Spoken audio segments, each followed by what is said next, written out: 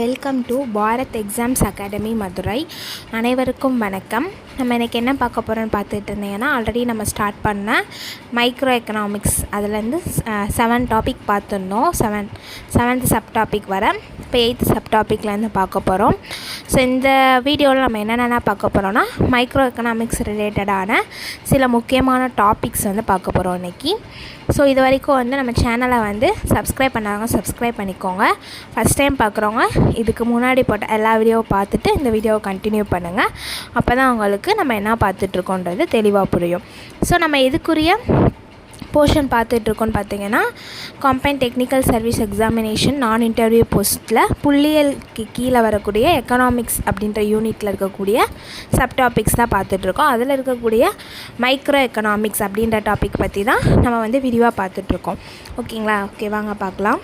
இதில் 8th topic என்னென்னு பார்த்தீங்கன்னா, அடிப்படை பொருளாதார சிக்கல்கள் அன்று உற்பத்தி வாய்ப்பு வளைகோடு. அடிப்படை பொருளாதார சிக்கல்கள் மற்றும் உற்பத்தி வாய்ப்பு வளைகோடு. 3 அடிப்படை சிக்கல்கள் பொருளாதாரத்தில் இருக்குது. என்ன உற்பத்தி செய்வது, எவ்வாறு உற்பத்தி செய்வது, யாருக்காக உற்பத்தி செய்வது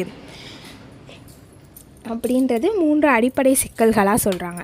அடுத்து உற்பத்தி வாய்ப்பு வளைகோடு, பிபிசின்னு சொல்கிற ப்ரொடக்ஷன் பாசிபிலிட்டி கர்வ். கொடுக்கப்பட்ட வளங்கள் மற்றும் தொழில்நுட்ப நிலையில் ஏதேனும் இரு பொருட்களை எதை எவ்வளவு உற்பத்தி செய்ய முடியும் என்பதை விளக்கும் வடிவியல் சாதனமாகும்.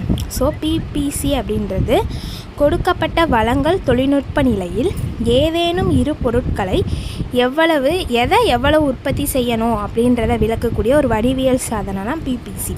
அடுத்து உற்பத்தி வாய்ப்பு வளைகோடு, மேல்நோக்கி இடம்பெயர்வது பொருளாதார வளர்ச்சியின் அடிப்படை இயல்பு. இப்போ பிபிசி எப்பயுமே மேல் நோக்கி போகணும் அப்படின்னு சொல்கிறாங்க. நெக்ஸ்ட்டு, வளைகோட்டின் உட்பகுதியில் உள்ள புள்ளி அந்த பொருளாதார திறனற்ற வள பயன்பாட்டை கொண்டுள்ளது என்பதை குறிக்கும். வளைகோட்டோட உட்பகுதியில் உள்ள புள்ளி அந்த பொருளாதார திறனற்ற வள பயன்பாட்டை கொண்டுள்ளது. அப்படி எது ஒரு திறனற்ற பயன்பாடோ அதை தான் அந்த புள்ளி குறிப்பிடும் அப்படின்றத சொல்கிறாங்க. நெக்ஸ்ட் டாபிக் இயல்புறை மற்றும் நெறியுறை அறிவியல், பாசிட்டிவ் அண்டு நார்மேட்டிவ் சயின்ஸு. இயல்புறை அறிவியல் அப்படின்னா உள்ளதை உள்ளவாறு உண்மையின் காரணங்களின் அடிப்படையில் ஆராய்ந்து என்னவாக இருக்கிறது என்று கூறுவது. உள்ளதை அப்படியே சொல்கிறது இயல்புறை அறிவியல். நெறியுறை அறிவியல் சமூக பண்பாடு அரசியல் கருத்துக்களின் அடிப்படையில் எதுவாக இருக்க வேண்டும் என்ற வினாவிற்கு விடையளிப்பதாகும். சமூக பண்பாடு அரசியல் கருத்துக்களின் அடிப்படையில் இப்படி தான் இருக்கணும், சமூகத்து அடிப்படையில் இப்படி இருக்கணும் சயின்ஸு, பண்பாட்டின் அடிப்படையில் இப்படி இருக்கணும், அரசியலின் அடிப்படையில் இப்படி தான் இருக்கணும் அப்படின்னு சொல்லக்கூடியது தான் நெறியுறை அறிவியல். பண அளிப்பு அதிகரிப்பு பொருளாதாரத்தில் விலை ஏற்றத்தை ஏற்படுத்துகிறது என்பது இயல்புறை பொருளியலுக்கு எடுத்துக்காட்டு. ஸோ உள்ளதை உள்ளவாறு சொல்கிறதுல பண அளிப்பு அதிகரிப்பு பொருளாதாரத்தின் விலை ஏற்றத்தை ஏற்படுத்துகிறது. பணம் கொடுத்துட்டே இருக்கோம் அப்படின்னா பண அளிப்பு ஒரு இடத்துல அதிகரிக்குதுன்னா விலை எப்படி இருக்குது, ஏற்றமாக இருக்குது, விலை ஏற்றம் ஏற்படுது அப்படின்றத குறிக்குது. இது டைரெக்டாக சொல்கிறாங்க. ஸோ இது இயல்புறை அறிவியல் பொருளியல். நெக்ஸ்ட்டு, செல்வ வருமான பகிர்வில் உள்ள ஏற்றத்தாழ்வுகள் குறைக்கப்பட வேண்டும் அல்லது பணவாட்டத்தை விட பணவீக்கமே மேலானது என்பது நெறியுறை பொருளியலுக்கு எடுத்துக்காட்டாகும். செல்வ வருமான பகிர்வில் உள்ள ஏற்றத்தாழ்வுகள் குறைக்கப்படணும், பணவாட்டத்தை விட பணவீக்கமே மேலானது அப்படின்றது. ஸோ இது டைரெக்டாக சொல்லாமல் ஸோ இதுக்குள்ளேயுமே பணவீக்கம்னா என்னன்னு தெரியணும், பணவாட்டம்னா என்னன்னு தெரியணும், ஸோ செல்வ வருமான பகிர்வுனா என்னன்னு தெரியணும். ஸோ இந்த மாதிரி டைரெக்டாக நம்மளால் சொல்ல முடியாத கருத்துக்கள் இந்த நெறியுறை பொருளியலுக்கு எடுத்துக்காட்டாக அமையுது. ஸோ நான் சொல்கிறது இதான் கான்செப்ட், சும்மா நீங்கள் ஜென்ரலாக தெரிஞ்சுக்கிறதுக்காண்டி தான் சொல்கிறேன். இதுதான் உண்மையான கான்செப்ட் அப்படின்னு கிடையாது. இதை நீங்கள் சிம்பிளாக புரிஞ்சுக்கலாம்ல, அதுக்காக நான் அப்படி சொல்கிறேன். ஓகேங்களா? நெக்ஸ்ட்டு, பொது பொருட்கள் வெர்சஸ் தனியார் பொருட்கள், பப்ளிக் வெர்சஸ் ப்ரைவேட் குட்ஸ். பொது பொருட்கள் அப்படின்றது விலையை கொடுத்தாலும் கொடுக்காவிட்டாலும் நுகர்வில் போட்டி இல்லாமலும் யாரையும் நுகர்விலிருந்து விலக்க இயலாமலும் அனைவருக்கும் பொதுவானது. ஸோ அனைவருக்கும் பொதுவாக அமைகிறது பொது பொருட்கள். விலை கொடுத்தாலும் சரி கொடுக்கலாட்டாலும் சரி அந்த வாங்குறதுல போட்டி பொறாமையில் ஏற்படாத பொருட்கள் வந்து பொது பொருட்கள்னு சொல்கிறாங்க. எடுத்துக்காட்டு தேசிய பாதுகாப்பு, சட்ட அமலாக்கம், இது எல்லாமே காமன். ஸோ ஒரு கவர்மெண்ட் வந்து ஒரு இடத்துக்கு கவர்மெண்ட் ஆஃபீஸஸ்க்கு லைசன்ஸ் எடுக்க போகிறோன்னா எல்லாத்துக்கும் ஒரே ப்ரொசீஜர் தான், எல்லாத்துக்கும் ஒரே தான். ஸோ தேசிய பாதுகாப்புன்றதும் அதுதான். ஸோ இது எல்லாமே வந்து காமனாக மக்களுக்கு கிடைக்கக்கூடியது. யாருக்குமே இவங்களுக்கு தான் ஃபஸ்ட்டு கிடைக்கணும், உங்களுக்கு செகண்ட் கிடைக்கணும் அப்படின்னா கிடையாது. ஸோ இதை வந்து பொது பொருட்கள் அப்படின்னு சொல்கிறாங்க. தனியார் பொருட்கள் அப்படின்றது தனி ஒருவரால் மட்டும் நுகரக்கூடியவை, நுகர்வதில் போட்டி இருக்கும், பணம் செலுத்தாத சிலரை நுகர்வதிலிருந்து விலக்க முடியும், கடைகளில் விற்கப்படும் உணவு, தண்ணீர். ஸோ இது தனி ஒருத்தவங்க மட்டும் போய் ஃபஸ்ட்டு வாங்கக்கூடிய ஒரு திங்ஸை தான் தனியார் பொருட்கள்னு சொல்கிறாங்க. இதை வந்து வாங்குறதுல போட்டி இருக்கும். இப்போ நீங்கள் பால் வாங்க கடைக்கு போகிறீங்க, ஒரு 5 பாக்கெட் தான் இருக்குது அப்படின்னா ஃபஸ்ட்டு போகிறவங்களுக்கு தான் ஒன்று ப்ரியாரிட்டி கொடுப்பாங்க. இல்லை அதிகமாக இந்த 10 ரூபானா நான் 12 ரூபா தரேன் எனக்கு கொடுங்க அப்படின்னு சொல்கிறவங்களுக்கு தான் ப்ரியாரிட்டி கொடுப்பாங்க. ஸோ இந்த மாதிரி பணம் கொடுப்பதுலையும் ஃபஸ்ட்டு போய் வாங்குறதுலையும் ப்ரியாரிட்டி இருந்துச்சுன்னா அதை தான் தனியார் பொருட்கள் அப்படின்னு சொல்கிறாங்க. ஓகேங்களா? எடுத்துக்காட்டாக கடையில் விற்கிற பொருட்கள், உணவு, தண்ணீர். இலவசமாகவோ அல்லது சிலருக்கு பணம் செலுத்துவதால் கிடைக்கப்படும் பொது பண்டங்களின் செலவு பொருளியலில் பிற வாய்ப்பு செலவு என்று கூறப்படுகிறது. ஸோ இப்போ வந்து இலவசமாக கொடுக்கறதுன்றது கவர்மெண்ட்டில் கொடுக்குறது வந்து பொது பொருட்களில் வரக்கூடியது. இந்த மாதிரி இலவசமாகவோ இல்லை சிலருக்கு லஞ்சம் கொடுக்குறாங்கல்ல அந்த மாதிரி கொடுத்து பொது பொருட்கள் வாங்குகிறாங்க. சரியா? முன்னாடி கிடைக்கின்றதுக்காக இந்த மாதிரி இல்லீகலாக வாங்குறவங்களும் இருக்காங்க. இந்த மாதிரி நடக்கக்கூடிய செலவு வந்து பொருளியலில் என்ன சொல்கிறாங்கன்னா பிற வாய்ப்பு செலவு அப்படின்னு சொல்கிறாங்க, ஆப்பர்ச்சுனிட்டி காஸ்ட் அப்படின்னு சொல்கிறாங்க. நெக்ஸ்ட்டு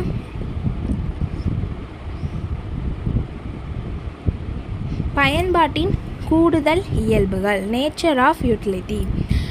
பயன்பாடு என்பது நுகர்வோரின் மனநிலையை சார்ந்த ஒரு உளவியல் கருத்து தான். ஓகேங்களா? பயன்பாடை பற்றி டீட்டெயிலாக சொல்ல முடியாதுன்னு நான் ஆல்ரெடி சொல்லியிருந்தேன். ஸோ பயன்பாடுன்றது ஒரு கஸ்டமரோடைய மனநிலையை சார்ந்த ஒரு உளவியல் கருத்து. அவங்களுக்கு ஒரு திங்ஸ் வேணும், அவங்க பயன்பாடு இருக்குன்னா வாங்க போகிறாங்க, இல்லைன்னா வாங்க மாட்டாங்க. ஸோ அது அவங்களுடைய ப்ரியாரிட்டி, அவங்களுடைய எண்ணங்கள் தான் காரணம். அதில் பயன்பாடும் உபயோகமும் ஒன்றல்ல. புகைப்பிடிப்பவருக்கு சிகரெட்டிலிருந்து பயன்பாடு கிடைத்தாலும் அது உடலுக்கு உபயோகமானது அல்ல. ஓகேங்களா?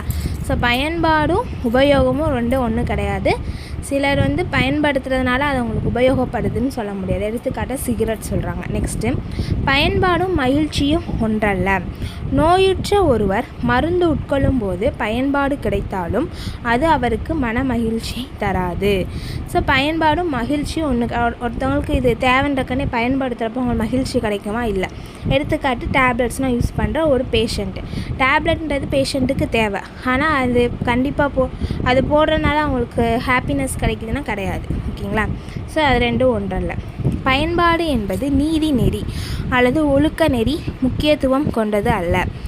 ஸோ பயன்பாடு ஒருத்தவங்களுக்கு ஒரு வேணும் அப்படின்றது இந்த ஒழுக்கம் சார்ந்ததாகவோ நீதி சார்ந்ததாகவோ இருக்காதுன்னு சொல்கிறாங்க. எடுத்துக்காட்டு கத்தி சமையல்காரருக்கும் பயன்படும், கொலைக்காரனுக்கும் பயன்படும். ஸோ ஒருத்தவங்க கத்தி கேட்குறாங்கன்றப்ப அவங்க கொலைக்காரனா சமையல்காரனான்னு தெரியாது. ஸோ அதை தான் இங்கே சொல்ல வராங்க. ஸோ இது நீதி நெறி ஒழுக்க நெறி சார்ந்து அமைவதும் கிடையாது, பயன்பாடுன்னு சொல்கிறாங்க. நெக்ஸ்ட்டு பகுத்தாய்வு முறையின் படிகள், ஸ்டெப்ஸ் இன் டிடக்டிவ் மெத்தட். ஓகேங்களா? பகுத்தாய்வு முறை, தொகுத்தாய்வு முறை ரெண்டும் வந்து 2 கால் போன்றது அப்படின்னு சொல்லி பார்த்துருந்தோம். ஸோ அதில் பகுத்தாய்வு முறையோட படிகள் இருக்குது, ஸ்டெப்ஸ் கொடுத்துருக்காங்க. என்னென்னு பார்க்கலாம். ஃபஸ்ட் ஸ்டெப் 1, ஆராய வேண்டிய பிரச்சனையை துல்லியமாகவும் தெளிவாகவும் அறிதல். ஃபஸ்ட்டு அந்த பிரச்சனை என்னன்னு சொல்லி தெளிவாக பார்க்கணும். நெக்ஸ்ட்டு ஆய்வில் பயன்படுத்தப்படும் தொழில்நுட்ப கருத்துக்களை வரையறுத்து கோட்பாட்டின் எடுகோள்களை சுருக்குதல். நெக்ஸ்ட்டு வந்து ஆய்வில் பயன்படுத்தப்படும் நெக்ஸ்ட்டு அந்த இப்போ என்ன பிரச்சனை வந்து நம்ம ரிசர்ச் பண்ண போகிறோமோ அதுக்கு யூஸ் பண்ணக்கூடிய தொழில்நுட்ப கருத்துக்கள் என்னென்ன கருத்துக்களாக இருக்கோ அதெல்லாம் வரையறுத்து அந்த கோட்பாட்டுப்படி நம்ம வந்து கோட்பாட்டின்படி ஸ்டெப்ஸை வந்து கம்மி பண்ணணும் அப்படின்னு சொல்கிறாங்க. நெக்ஸ்ட்டு அனுமானங்களின் வாயிலாக கருதுகோள்களை உருவாக்குதல். ஸோ இப்போ வந்து இதை பண்ணுறப்ப நம்மளுக்கு ஒரு அனுமானம் கிடைக்கும், அசம்ஷன் கிடைக்கும். ஸோ அதை வச்சு அதுக்குரிய கருதுகோள்களை உருவாக்கணும். நெக்ஸ்ட்டு கருதுகோள்களை யதார்த்த உலகில் நேரடி உற்றுநோக்கல் மற்றும் புள்ளியியல் முறைகள் மூலம் சரிபார்த்தல். ஸோ கருதுகோள்களை வந்து நம்ம டைரெக்டாக இப்போ இருக்கக்கூடிய உலகோட இந்த கருத்து வந்து இப்போ இருக்கக்கூடிய ஜென்ரேஷனுக்கு இப்போ இருக்கக்கூடிய சுச்சுவேஷனில் யூஸ் ஆகுமான்னு சொல்லி சரிபார்க்கணும். எடுத்துக்காட்டு விலைக்கும் தேவைக்கும் உள்ள தலைகீழ் உறவு. ஸோ விலை வந்து அதிகம்னா தேவை கம்மின்னு அர்த்தம், தேவை அதிகமாக இருந்துச்சுன்னா விலை கம்மியாக இருக்குன்னு அர்த்தம். ஸோ இது வந்து நம்ம என்ன பண்ணலாம், இது வந்து உலகத்தில் வந்து நம்ம காமனாக எல்லா இடத்துலையுமே நடக்கக்கூடிய ஒரு காமனான ஒரு விஷயம். ஸோ இந்த மாதிரி கருதுகோள்கள் வந்து நம்ம டைரெக்டாக நம்ம அசியூம் பண்ணுறப்பே தெரியுதுல்ல, இந்த மாதிரி வந்து நம்ம வந்து அந்த லாஸ்ட் அந்த பாயிண்ட் வந்து கொண்டு வரணும் அப்படின்னு சொல்கிறாங்க. ஓகேங்களா? ஸோ இதுதான் வந்து பகுத்தாய்வு முறை. நெக்ஸ்ட்டு தொகுத்தாய்வு முறையின் படிகள், ஸ்டெப்ஸ் இன் இண்டக்டிவ் மெத்தட். குறிப்பிட்ட பொருளாதார நிகழ்வுகளை பற்றிய புள்ளி விவரங்களை சேகரித்து முறையாக ஒழுங்குபடுத்துதல். ஸோ ஒரு பொருளாதார நிகழ்வை பற்றிய புள்ளி விவரங்களை சேகரிக்கணும், அதை நம்ம வரிசைப்படுத்தணும். அடுத்து புள்ளி விவரங்களை உற்று நோக்குவதன் மூலம் ஒரு பொது முடிவுக்கு வருதல். ஸோ அதை நம்ம வந்து கரெக்டாக அப்சர்வ் பண்ணி ஒரு பொதுவான முடிவு வந்து எடுக்கணும். விவரங்களை பொதுமைப்படுத்தி புதிய கருத்துக்கோள்களை உருவாக்குதல். ஸோ அந்த விவரங்கள் எல்லாத்தையுமே காமனாக இப்போ இருக்க சுச்சுவேஷனோட ஒப்புமைப்படுத்தி என்ன பண்ணணும், புதிய கருத்துக்களை உருவாக்கணும். உருவாக்கப்பட்ட கருதுகோள்களை யதார்த்தமாக சரிபார்க்கணும். உருவாக்கப்பட்ட கருதுகோள்களை நம்ம சரிபார்க்கணும். எடுத்துக்காட்டாக ஏங்கலின் விதியை சொல்கிறாங்க. நெக்ஸ்ட்டு உற்பத்தி வாய்ப்பு வளைகோட்டின் முக்கிய அனுமானங்கள். பிபிசியோட அசம்ஷன் என்னன்னு கேட்குறாங்க. ஸோ இதில் என்னென்ன இருக்குதுன்னு பார்த்தீங்கன்னா, உற்பத்தி வாய்ப்பு வளைகோடு அமையும் காலத்தில் தொழில்நுட்ப நிலையில் மாற்றம் இருக்கக்கூடாது. ஸோ உற்பத்தி வாய்ப்பு வளைகோடு அமைகிற காலத்தில் தொழில்நுட்ப நிலையில் மாற்றம் இருக்கக்கூடாது. சமுதாயத்தில் எப்போதும் முழு வேலைவாய்ப்பு நிலவுகிறது என்று இந்த வளைகோடு அனுமானிக்கிறது. ஸோ முழு வேலைவாய்ப்பு எப்போ கிடைக்குன்றது இது மூலமாக நம்ம தெரிஞ்சுக்கலாம். கொடுக்கப்பட்ட வளங்களை கொண்டு இரு பண்டங்களை மட்டுமே உற்பத்தி செய்ய முடியும். ஸோ அந்த உற்பத்தி வளைகோடு மூலமாக வந்து கிடைக்கக்கூடிய வளங்களை வச்சு 2 பண்டங்கள் 2 கூட்ஸ் மட்டும்தான் நம்மளால் தயாரிக்க முடியும். உற்பத்தி வளங்கள் முற்றிலும் ஒரு துறையிலிருந்து மற்றொரு துறைக்கு இடம்பெயரக்கூடியவை. ஸோ இது ஒரு டிபார்ட்மெண்ட்டில் இன்னொரு டிபார்ட்மெண்ட்டுக்கு சேஞ்ச் ஆகும். உற்பத்தி வாய்ப்பு வளைகோட்டில் குறைந்து செல் விளைவு விதி நிலவுகிறது. சில என்ன விதி நிலவுதுன்னு கொஸ்டின் கேட்கலாம். ஸோ குறைந்து செல் விளைவு விதி. ஸோ நம்ம வந்து ஃபுல்லாக ரொம்ப டீட்டெயிலாக படிக்க கிடையாது, முக்கியமாக இருக்கக்கூடிய அந்த வேர்ட்ஸ் மட்டும்தான் நம்ம வந்து இப்போ பார்த்துட்ருக்கோம். நான் ரீட் பண்ணுற ஒவ்வொரு பாயிண்ட்டுமே ரொம்ப முக்கியம். ஸோ இது எப்படி வேணாலும் கொஸ்டினில் கேட்க வாய்ப்பு இருக்குது. ஸோ எல்லாத்தையுமே நீங்கள் கண்டிப்பாக நோட் பண்ணிக்கோங்க. நான் சொல்கிறது புரியலை அப்படின்னா கமெண்ட் பண்ணுங்கள், நான் உங்களுக்கு தெளிவாக எக்ஸ்பிளைன் பண்ணுறேன். நெக்ஸ்ட்டு வந்து நீங்களுமே வந்து நோட்ஸ் எடுத்து வச்சு ரீட் பண்ணிங்கன்னா உங்களுக்குமே அது புரியும். நெக்ஸ்ட்டு நவீன பொருளியலின் புதிய உட்பிரிவுகள். ஸோ இப்போ இருக்கக்கூடிய பொருளியலில் இருக்கக்கூடிய புதிய உட்பிரிவுகள் என்ன? பன்னாட்டு பொருளாதாரம், வெளிநாட்டு மூலதனம், நேரடி முதலீடு, நாடுகளுக்கிடையேயான பன்னாட்டு வாணிபம் பற்றி ஆராய்கிறது. ஸோ வெளிநாட்டு மூலதனம், அப்புறம் நேரடி முதலீடு, நாடுகளுக்கிடையேயான பன்னாட்டு வாணிபம், இதெல்லாம் பற்றி சொல்கிறது பன்னாட்டு பொருளாதாரம். பொது நிதி பொருளாதாரம், பொது செலவு, பொது வருவாய், பொது கடன், நிதி நிர்வாகம் ஆகிய எல்லைகளை கொண்டது. ஸோ பொது நிதி பண்ணால் பொதுவான செலவு, பொது வருவாய், பொது கடன், இதை பற்றினா சொல்கிறது பொது நிதி பொருளாதாரம். வளர்ச்சி பொருளாதாரம், தலா வருமானம், மனித மேம்பாட்டு குறியீடு, மகிழ்ச்சி குறியீடு, ஆகியவற்றின் அடிப்படையில் நாடுகளின் வளர்ச்சியை ஆராய்வது வளர்ச்சி பொருளாதாரம். இது சுகாதார பொருளாதாரம், நோய் தடுப்பு, மருத்துவ ஆராய்ச்சி, மருந்து விலை கட்டுப்பாடு, சுகாதாரத்திற்கான வரவு செலவு திட்ட ஒதுக்கீடு, இதெல்லாத்தையும் உள்ளடக்கியது சுகாதார பொருளாதாரம்.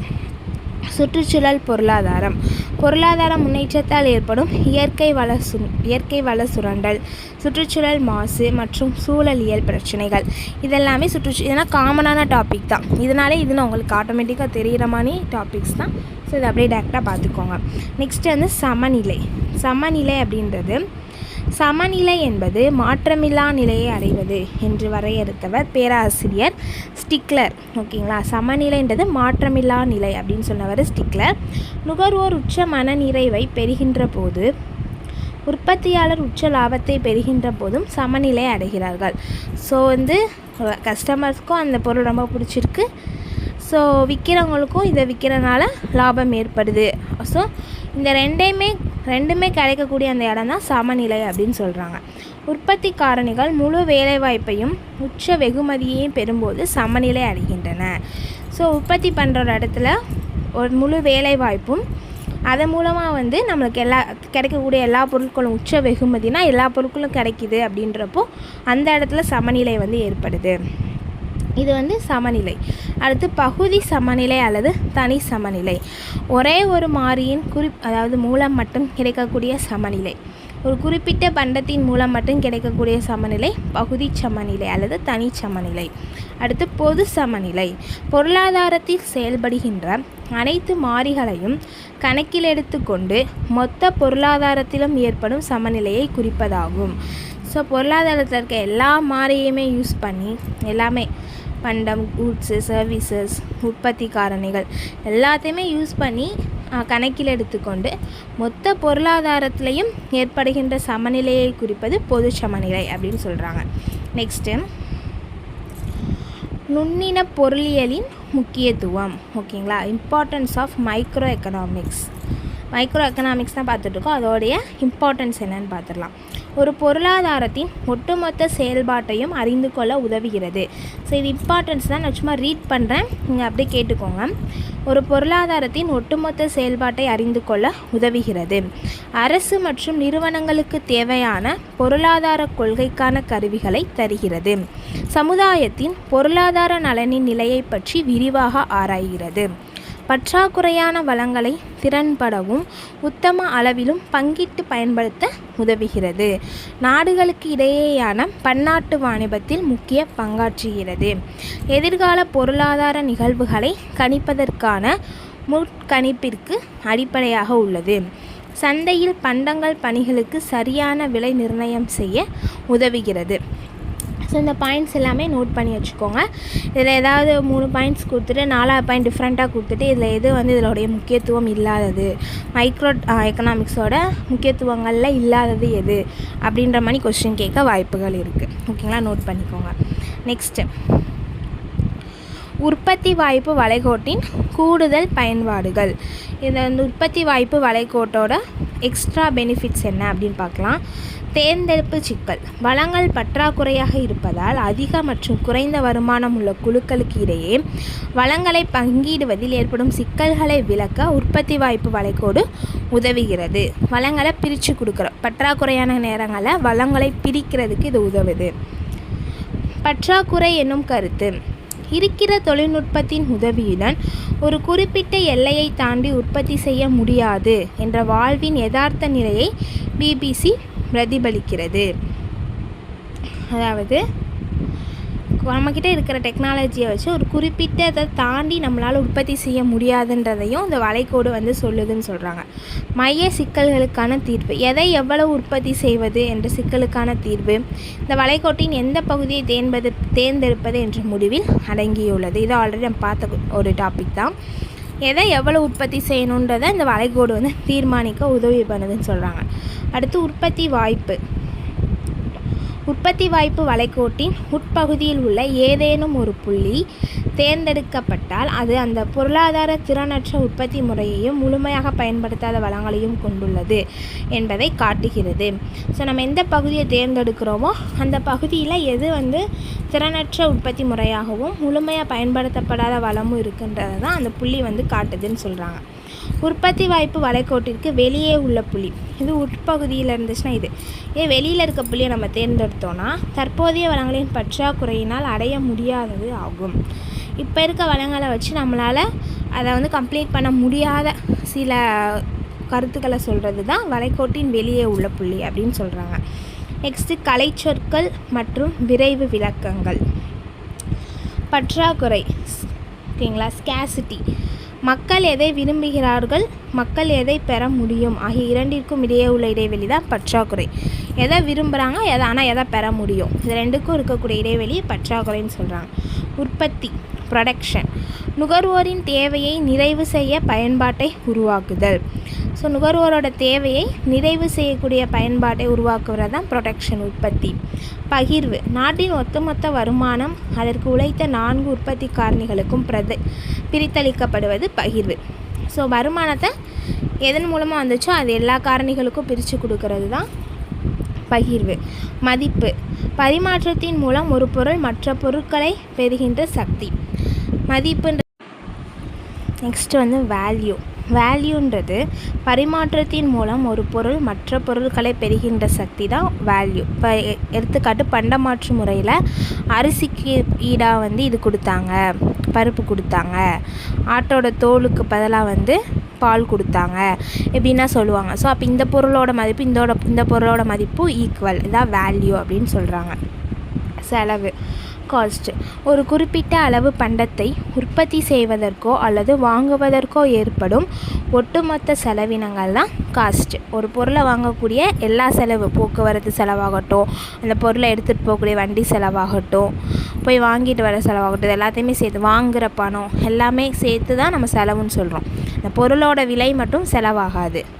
வருவாய், உற்பத்தி செய்யப்பட்ட பண்டங்கள் மற்றும் பணிகளை சந்தையில் விற்று ஈட்டும் ஒட்டுமொத்த வருமானம். ஸோ நம்ம உற்பத்தி செய்கிற பொருளை ஒரு இடத்துல விற்று நம்மளுக்கு கிடைக்கக்கூடிய அந்த காசு, அந்த இதுதான் வருவாய். கிடைக்கக்கூடிய பணம் தான் வருவாய் அப்படின்னு சொல்கிறாங்க. மைக்ரோ எக்கனாமிக்ஸ் தமிழ் PDF பாடப்புத்தகத்தின் பிற பகுதிகளில் விடுபட்ட தகவல்களில் இருந்து போட்டித் தேர்வுக்கு தேவையான சில குறிப்புகள். ஓகேங்களா, அதாவது இது வரைக்கும் நம்ம மைக்ரோ எக்கனாமிக்ஸ் டாப்பிக்குரிய எல்லாமே பார்த்துட்டோம். இதில் எக்ஸ்ட்ரா கொஞ்சம் ஒரு 1 வேர்ட்ஸ் மாதிரி உங்களுக்கு எடுத்து கொடுத்துருக்காங்க. ஸோ அதை நம்ம நெக்ஸ்ட் வீடியோவில் கண்டினியூ பண்ணலாம். ஸோ இது வரைக்கும் வீடியோ பிடிச்சவங்க லைக் பண்ணி ஷேர் பண்ணுங்கள். ஸோ உங்கள் ஃப்ரெண்ட்ஸ்க்கு எக்ஸாம் ப்ராக்டிஸ் பண்ணுற உங்கள் ஃப்ரெண்ட்ஸ்க்கும் உங்கள் ரிலேட்டிவ்ஸ் எல்லாத்துக்குமே ஷேர் பண்ணுங்கள். ஸோ நெக்ஸ்ட் 1 வேர்ட்ஸ் நம்ம நெக்ஸ்ட் வீடியோவில் பார்க்கலாம். தேங்க்யூ.